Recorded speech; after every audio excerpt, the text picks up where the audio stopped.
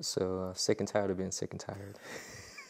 100% dissatisfaction creates change. Yes, yes. So that's the more important thing, because if you think you've got it, if you think you're already there, you may not see the necessity. You may feel like there's no need to, and that is your own learning experience, and we don't really have any comment on that. I'd like to say the human experience shows universally we are dirty. I'm just saying, for anybody who need convincing, because just look around.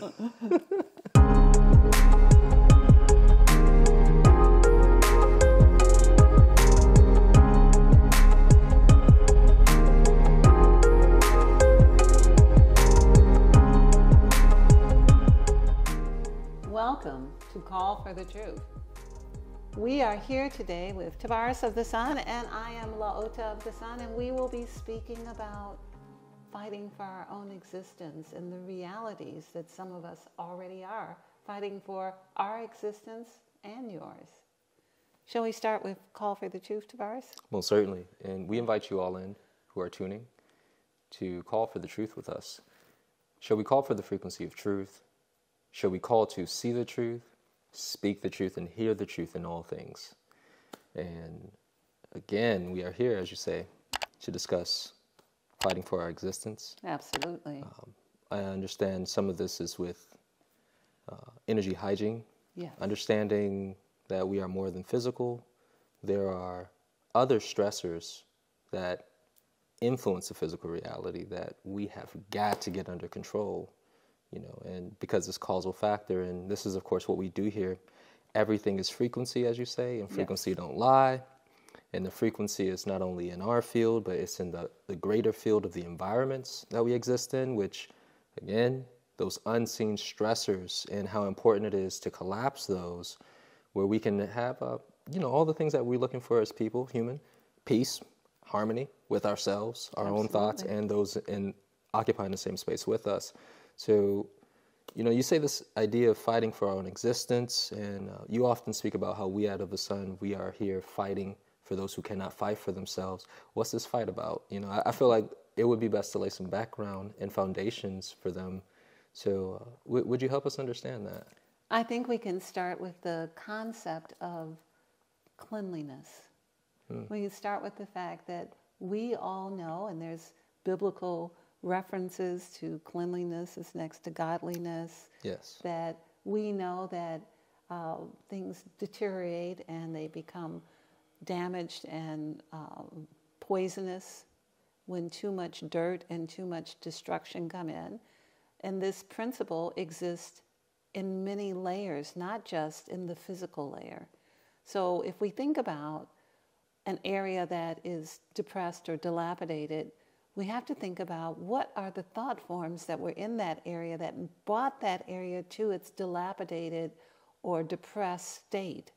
So the thoughts of unworthiness, the thoughts of sabotage, the thoughts of hatred and anger are, so to say, the dirtying up of the environment that then lends itself to years later us looking at a dilapidated building that has deconstructed under the weight of the debris of the thought. Yeah. And so this is still this idea of cleanliness is godliness. When we think about nature and we think about a beautiful grassland, or we think about a forest, or we think about the clouds and the rain, we're thinking of a level of cleanliness where the air smells fresh and clean, where we feel the invigoration of life itself. If you stand next to a waterfall, you'll feel the invigoration of the biophotons from the water as the water becomes enlivened and clean through the rocks in the waterfall. So as we live in houses and in cities and in congested areas and become more and more situated on top of one another in complexes, then it magnifies the degree of uncleanliness of each person in each segment. So if you are on the first floor and you have 3 cats and 2 dogs and 4 children, and it's hard to keep your area clean, then there's a degree of uncleanliness in that environment, which would naturally occur from the process of having people in close quarters inside. And then if you're on the next floor, you had people who were serving food and cooking all day and had food things all over the counters and containers, and then you have another level of uncleanliness, even if they keep it relatively clean. And then the next level could be a couple who curse each other out and who are angry with each other all the time. That's another level of uncleanliness. So what we do is we clean in the same way a person would mop the floor or come in and clean your house. We energetically remove what can be removed from the imprint of the environment where things that are not clean take place. Yes. This is called property clearing. This is an aspect of energetic hygiene, which must be done individually, personally, and externally. It's an internal and an external modality. So we are experts in this area. We have been doing this for decades, and we have developed methods that are extremely effective to do this, and we want to talk to you about that today. So that's an excellent foundation, and I'd like to bounce some of that back to you.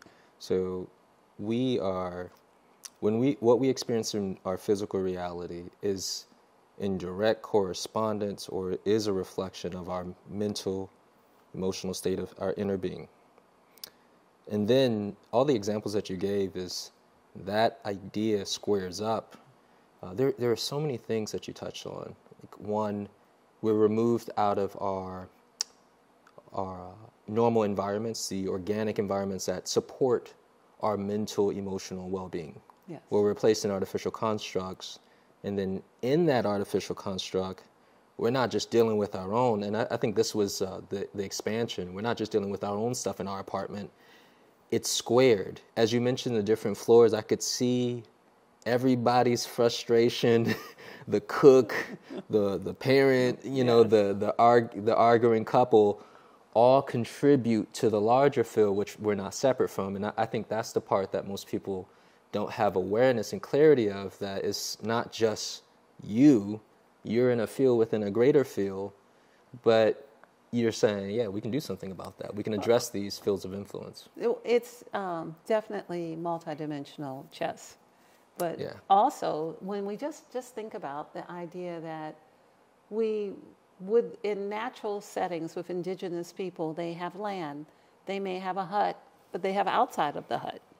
And then they have all of the land to be in, to play, to hunt, to gather, to cook, to operate.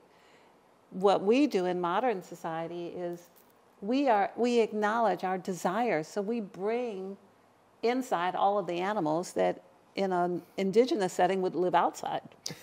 If I may, yes. There's a comedian I saw talking about this. It's like, humans, I think we meant to live outside because, it's like, follow me, let me tell you why. Because we bring everything outdoors, indoor. Like our animals, we bring plants, pictures of rivers and mountains. Something's off here. Yes. So that is, in fact, our most primal desire is to have the outside inside. Yeah. So since we live more inside instead of outside, we're feeling the need to bring outside inside. And when we do that, inside is not equipped for outside. No. It's not.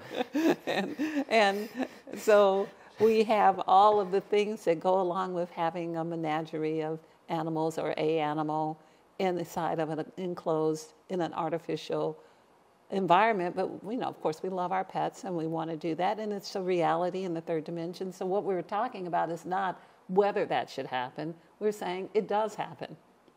And in the fact that it does happen, it creates a dynamic where more cleaning has to be done than the custodial. Having a housekeeper is not enough. If your animal cries all day while you're gone at work or when you're on a trip, that energy of that level of suffering is in a space, and it's certainly on the rugs, and it's certainly in the wall and in the paint. It's the same thing if you get frustrated doing anything. I love the example you were giving. What came to mind was what we see on a person's desk is how their brain works. Yes. If you are a person who's comfortable with a level of chaos and debris and you function within it, that's fine, and no one is saying that it's not, but it is also true that some people cannot function in that. Some people must put everything away. They walk into a room and something's out of order and they're putting it in place because their brains work that way. And people who are comfortable with levels of chaos or even levels of chaos temporarily, that's a different brain. But either way, the chaos, if it stays in a place for a long time, it creates its own field of energy of chaos. This is why clutter is such a big issue for people. And this is one of the issues we should speak about, is this idea of you gather things you love. You love to read the newspaper, and you read the newspaper every day, and years go by, and you have 3 years of newspapers that you enjoyed reading. Now they're in a place that was not designed for them to be there, somewhere in the house that you have them. They're deteriorating, they're turning colors. You have not looked at them since the day you read them, even though you appreciated that. And because it was something you wanted to remember, or because of your own habits, you didn't get rid of them. Now, the newspaper, which is at some level conscious, has the sense of what it felt like when the two of you engaged together. And it felt your appreciation. And then it has spent the last 3 years being aware that it doesn't feel that. So now this clutter is starting to not have a positive effect on the space. And so people have varying degrees of that in their closets around their house, in their storage bins. And this is the idea of that needs to be cleared. These energetic patterns, sometimes things need to be physically removed, like old newspapers and magazines may need to be physically removed, but they create a field where if they're not given attention and appreciated, then they start to be take away from the positive experience of the space. Yeah, so there is no real neutrality. It either is or it's not, what I'm getting from you. When it is important for people to understand that you can have anything, you can have as much as you want, as long as you're giving it love and appreciation. Yeah, so that's the caveat. It's not about negative, it's more about the absence of your attention. Yeah, so one of the things I was getting from what you're saying is a thing serving you or is it not? Yes. And that's happening on both sides of the Yes. pole, you know, because the way you're speaking about this newspaper is helping me see it through the lens of this other thing outside of me, my other self. It's an extension. And the idea of the template of the way how energy moves in a relationship, it works that way even with an inanimate object. That's fascinating. And we can really see it in our closets. Yeah. We can really see it with, I'm holding on to this pair of pants because I spent a lot of money on this pair of pants, and I know that was 3 sizes ago, but I'm forever hopeful. Right. And every time I look at that pair of pants, I am aware that I am not that size.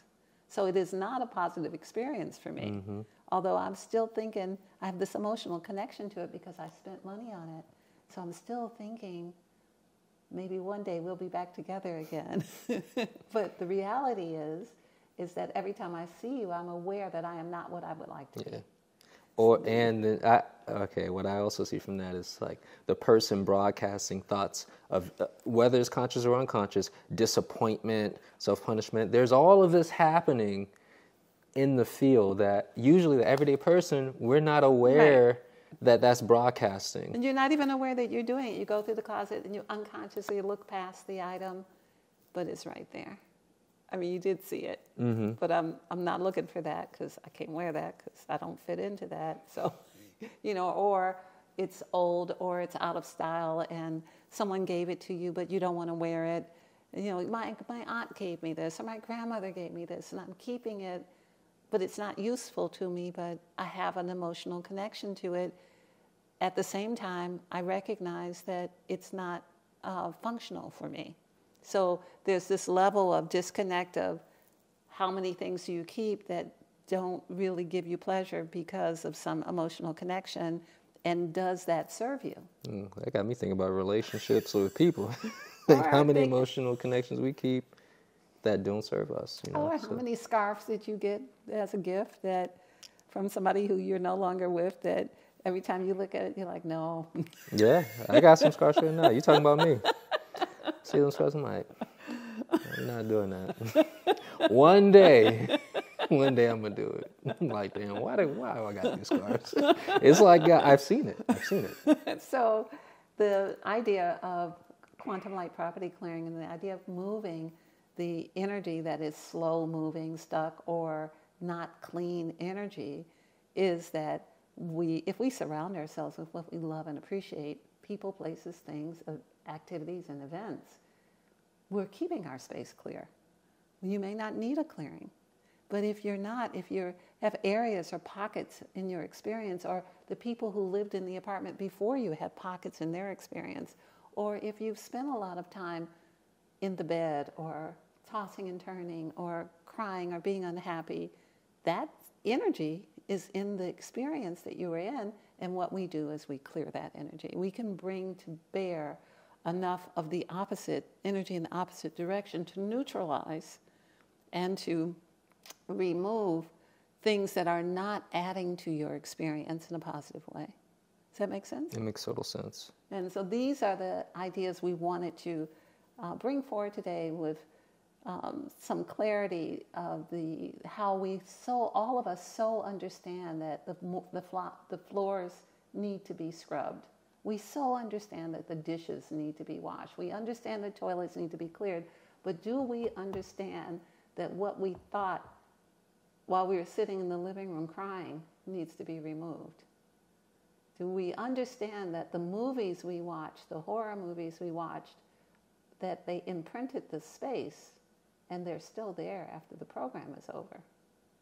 Or that the sadness or whatever it is that is going on that is not in our best and highest interest can be removed in quite easily, quite frankly.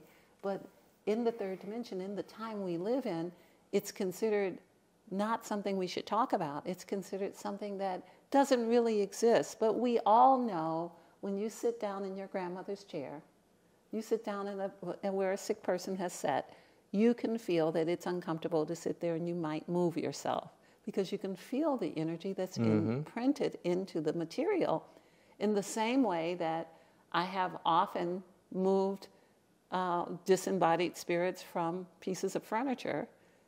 An antique couch. I was teaching a class one day, and this is a story, and I was actually in Atlanta teaching a class, and I was standing near a couch, and the house had been decorated in antiques, and everybody in the class was saying, there's a woman standing behind you that looks like a ghost. And I said, okay, we'll take care of it after class.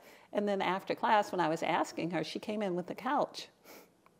She had been attached to the couch when she was living. The couch got sent to a facility to auction off furniture, so she went with it. So the people who furnished the house as much with her as with the couch, because there was some level of attachment. She was like that. After life, right? Physical. What did she do? How much did she invest into that couch that she could not let that thing go? She was very attached to it. And after the class was over and I talked to the spirit that was there, she was ready to go, but she had not had an opportunity to be released. And so the students in the class who made me aware of it, because I was standing in front of her. So I actually didn't see her, but the people who were looking at me could see someone standing behind me. Yes. And so they were the ones who brought it to my attention, and they knew I knew how to do this. So this is something that we don't think about. And this is attachments have energy patterns, sometimes fragments, sometimes full-blown energy signatures that need to be removed. And if you bought something or inherited something or move into a space that left something, you may have some of those things around, and we take care of that at Of the Sun. All right, so there's a couple of ideas bouncing around in my mind, especially from these examples. So first I want to say that it feels like what we're doing within Of the Sun, the idea of quantum light property clearing and energy hygiene, in the textbook that you wrote for the process of quantum light property clearing, you say this is a new level of custodial maintenance for the planet. Correct. And you also said that we operate as if we can't see what's happening. And I was thinking about how once upon a time we could not see bacteria, deadly bacteria and viruses, but we know that the bacterial microbes have such a profound impact on the larger levels of reality, or what we perceive as the most important parts. You know, and I'm seeing this shift in consciousness and awareness it's that principle where we realize, okay, there are more subtle areas of our experience that have a more greater influencing factor on what we're engaging with. What's your thoughts on that? We're in such an interesting time because we can definitely look back in history and see, you know, that the cave people drew on the walls and visit extraterrestrial visitors. They drew spiritual experiences. We know that different groups of people over time did many things for healing. We know about plant medicine. We're in agreement with all of those things to a degree. And we stop being in agreement when it comes to the day-to-day of it's in my house. You know, we're like, yeah, that might have been in the cave. You know, so the truth of the matter is more people can see now than ever. More people are able to see into the dimensional realms in different areas, and more people are interested. Introductory energetic clearing. This shamanic clearing specifically targets addictions, negative thought forms, anger spheres, and more. Of the Sun cleans and clears the primary things affecting our energetic body and gives us tools to support our healing journey. This service is priced perfectly for your regular energetic maintenance. Recommended use is once a month. For more information and sign up, visit ofthesun.com. People have this adjustment that they make in their minds about what compartment of agreement they will be in.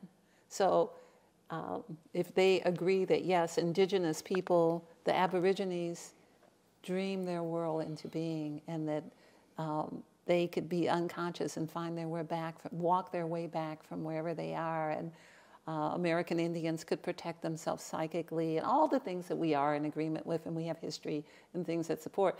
But when you start saying there might be something in my house, I don't believe it, you know, or that must be something that is demonic, or it's not actually like that. It's that more exists than just what any one of us may be aware of. Mm-hmm. And we are all aware of subtle energies. We all know when someone's mad at us. Yeah.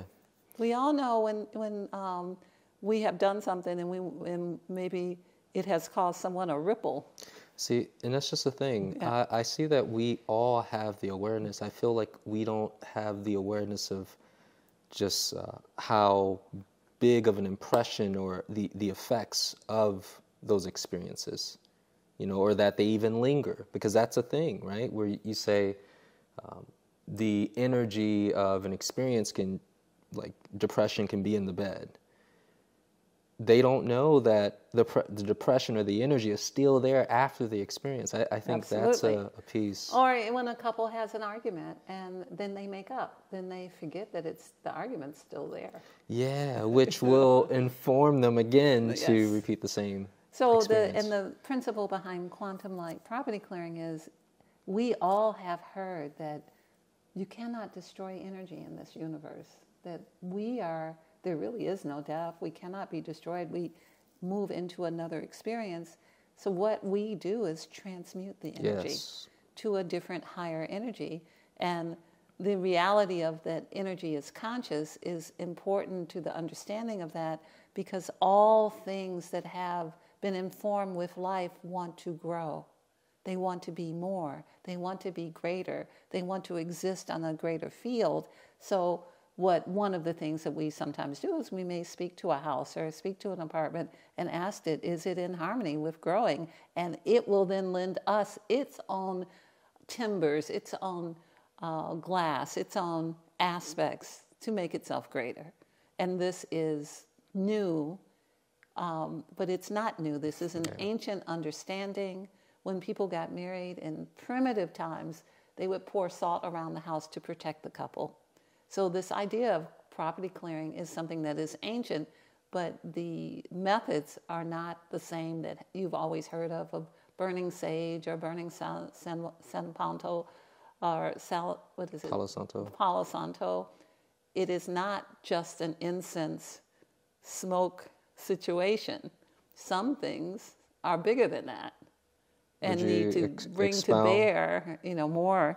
So, if I may, because most people, and this is actually what I've heard from clearers, property clearers under the sun, when they share this, usually the response from the public, people who have some level of awareness of energy and the need for cleanliness, oh, I got my sage, I got my Palo Santo, or I opened the windows and let the sun shine in. And I have plants in my house. That removes negativity, right? But all of that is true. All of that is true. It's like grounding. You may go out and ground, but depending on what you have, you may clear it or you may not. It's really a matter of what are we moving. Yeah, so degrees and levels of intensity that's required. Because it's not, It's a matter of, yes, it's wonderful to open the house and let the fresh air in. And maybe that will assist with the energy in the house. But it's not to say that the electrical panel that's been acting up will be straightened out. We can do that. See, so this is something very different. This ties us into physical reality that's out of order or requires maintenance, not just stuck energy, but at the same time that is stuck energy too. Yes, it is all stuck energy, and everything also, and we'll probably need to speak about this another time, but also everything reflects us. So we are the generator, and we all have heard the secret. We all know we create our own realities, but it's absolutely true. The reality we're living in, we are the co-creator of it. Wait, you sure though? I thought it was only the good stuff. Only when we ask for the car or the house or whatever it is, right? The money. Yeah, even if it's not on your vision board, you're still making it. Right. Even how's that so? The reality is that it is not just what you ask for. It is the principle of what you broadcast. And you're broadcasting 24/7. So we're like a walking, talking affirmation. We are actually a walking, talking crystal. We are an electrically charged crystalline being made of carbon. You've heard us referred to as carbon footprints, right? Yes. So it's true. Carbon is what diamonds are made of. We are that crystalline electrical consciousness constantly broadcasting our every thought into our environments and creating our environments and our reality from that. And in most cases, we are not as disciplined in our unconscious thought as we think we are. And also, we are also broadcasting our ancestors. We're broadcasting our past lives. We're broadcasting more than just what we consciously put on our vision board. That yacht we wanted, we're broadcasting more than that. we're broadcasting what happened the last 5 lifetimes. Yeah, so it hasn't stopped. See, I think these are important aspects because we only see a slither of the idea, not recognizing that, okay, even though I've probably spent 10 minutes visualizing for this yacht, the 90% of my day is the tsunami of, you can't get no yacht, what are you thinking about? Or all the other patterns that would go against getting the yacht. Well, and it's not even about the idea of going against it. It's that it's in the pot. So you got 5 minutes a day on the thing you want on your vision board, and you've got 45 years of what your ancestors in your past life were that are broadcasting to you whatever that program is that is running 24/7. So this is a changing of the ingredients in the pot. It's really not about adding a positive or a negative quality to it. It's more about that the level of what that synergy brings together. So what do you get after you make the stew? What have you got? What kind of stew is it? Yes. So mostly it's a sum total, not just one little part. So mostly we can see our lineage and our ancestors and their lives. We can look back at our aunts and uncles and see what our bodies are going to look like. And we can see that what we were taught to eat and think is what they eat and what they think. And we can see that there are aspects of their experiences that are manifesting in our experiences. And we're surprised because we don't think that way, but it's running in our living DNA. And it's informing our experience at levels that can be controlled once we have clarity. But until we do, it's more like, maybe 15% of what we consciously want is what's being manifested. Does that make sense? That makes sense, yeah. Yeah, so that the idea of cleaning the property brings us into the realization of how the universe truly works. The more you study this process, the more, and we tell this to all the students who take the classes, who come to quantum light property cleaning classes, you will learn how the universe works if you learn this, because these are the steps that unfold that have been obfuscated from our education. They have been suppressed and censored. Yes. And with the suppress, we've been told to deny it.